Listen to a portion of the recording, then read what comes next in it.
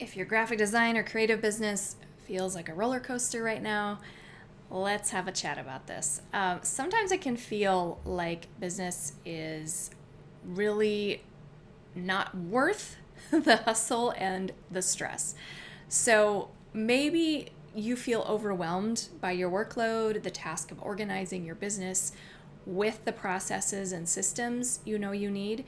Maybe you need to spend time working on your business, but you just don't know how to actually make that happen.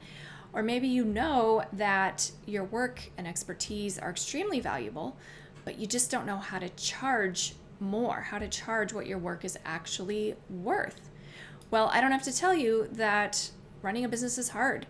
I know for many years in my graphic design business, I was either looking for quality work, good clients, or struggling to meet this pile of deadlines I had for the work that I was getting.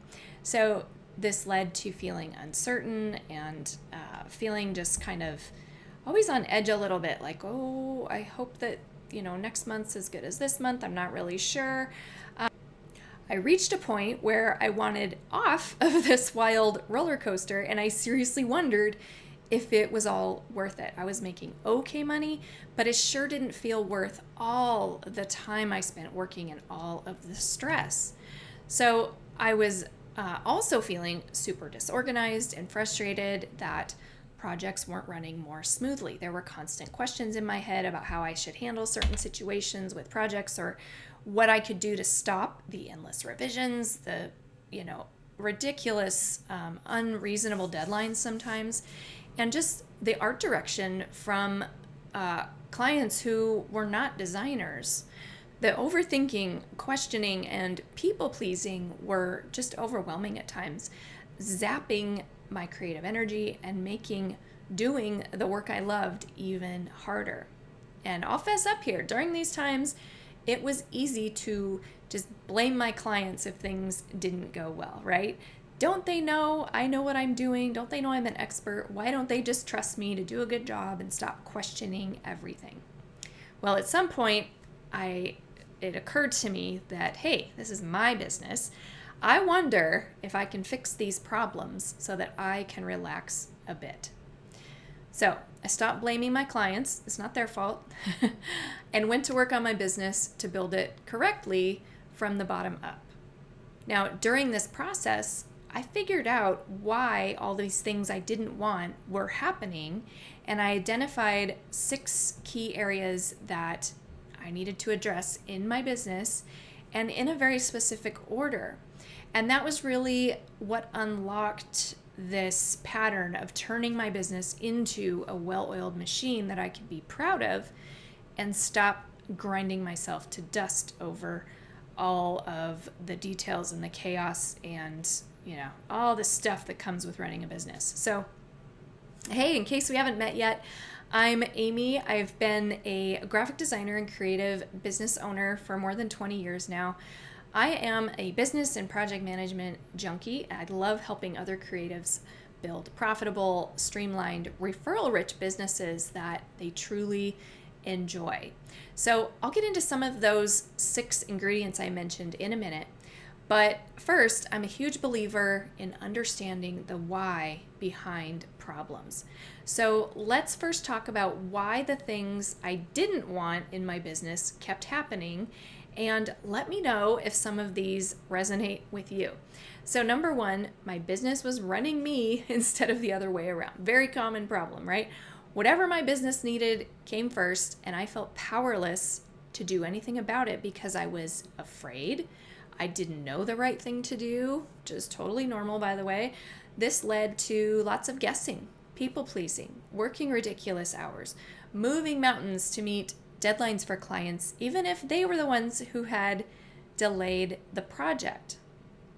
Number 2, my business was not organized or streamlined. Totally normal in the first few years when you're, figuring things out and getting set up.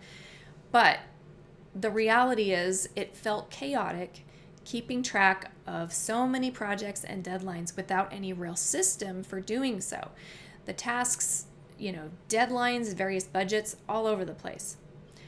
And also the work that I delivered could be a bit inconsistent in quality since I didn't have any set project management or quality control to ensure that I was always delivering excellent work in the same manner every time.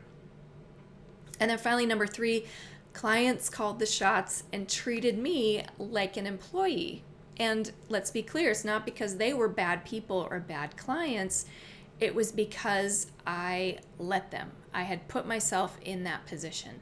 I was taking orders rather than stepping into my role as a business owner and a project manager. So all of these things kind of created a perfect storm. There was certainly a lot of frustration and stress, but what I didn't realize too is that all this stuff was really affecting my revenue. I was leaving money on the table because of all of those things. And I thought the answer was just to work harder. Well, I just need more projects. I just need more clients. Eventually they'll start paying me more, right? So I just kept at it, kept taking on more projects. But eventually it just felt like an endless cycle that went nowhere. Things were not getting better, but yet I still had more work to deliver. So let's get back to the 6 key ingredients I mentioned. Once I dialed these in, I was able to rework things and have a business filled with smooth, profitable projects. Much fewer revisions and delays, and clients who love the results, who keep coming back and referring me to more great clients. And the best part is I get to enjoy my life and relax. I don't have to worry constantly that there aren't enough good projects in the pipeline. I got my evenings and weekends back. Now, not sugarcoating this, not saying everything's perfect. Business will never be perfect. Still a ton of work, and it's challenging, which keeps it exciting, I think. But I no longer feel this same overwhelming burned out, broke cycle that I was feeling. I feel so much more relaxed and prepared and like I'm getting paid well for the work that I'm doing. So let's talk about a few of the 6 key ingredients. And if you want to learn about all 6, stay tuned to the end and I'll help you out there. So number 1, your vision and values. So you will be spending a lot of time in your business, right? This is the majority of your time on this earth is probably going to be spent running your business, at least for a while. You should like the way it runs and be excited about what it stands for most of the time. You need to know why you're doing it and why it matters to you and to your ideal clients. So if you've heard of core values before, that's where this comes in, and it's super important. And I know there can be this visceral reaction to, core values and all this like fluffy mission stuff. I promise you, understanding how you work best and why will be an amazing key to understanding how to structure your business in a way that's going to actually work for you. So stay with me here. Next piece of vision and values is identifying the amount of revenue you need to keep bringing in so that your business can get you to your goals, can be profitable. And the third piece in vision and values is to really zero in on who your ideal clients are and why.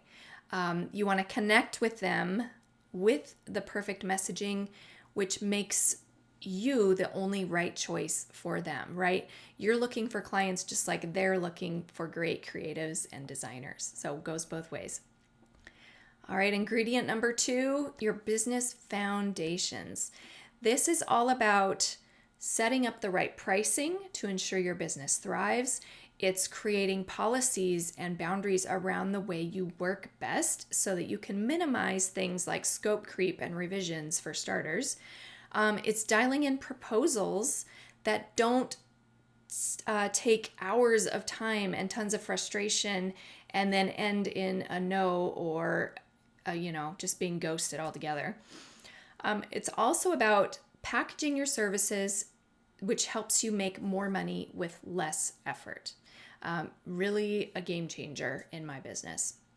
All right, and our third ingredient that I can share with you today is future-proofing your business, otherwise known as sustainability. This is where you utilize your growing client network to help you win more work and keep that cycle of referrals coming in. You master your core business functions so nothing falls through the cracks. And you make sure that you have a marketing plan for a ripple effect of awareness and new business coming into your business. Now, ultimately, what we actually want throughout this process of working through our 6 core ingredients, what we're trying to do is narrow our focus so that we're working with fewer, better clients. And this may sound counterintuitive because we're told we need more and more clients, tons of clients, right? Always more clients. No, the goal and what actually works for, in my experience and for my students, is fewer, better, higher quality. So you can slow down, do your work with intentionality, be able to put your full creative brain and energy into a project and create great work for clients that ultimately solves their big problems, builds trust, and helps to grow their business or organization, right? At the end of the day, that's what it's about. And once you've mastered this aspect of actually slowing down, doing your work with intentionality, working with those fewer, better, higher quality clients, then if you want, you can consider scaling, hiring employees, going big, getting more and more clients. The sky's the limit if you want. But if these 6 core ingredients are not in place, it's going to be kind of a chaotic mess getting there, to put it lightly. So fewer clients, less time working overall, and quality over quantity is really what works to build a sustainable creative business. So I would love to know what you think of this idea. Is this like totally out of left field? Is it crazy? Do you believe it's possible for you? So it's made all the difference in my business. Now, I want to keep this conversation going. There's a link with this video if you want to learn about all 6 of the ingredients that I touched on today. And then I also invite you to join me and keep this conversation going in my free Facebook group. There should be a link with this video. All right.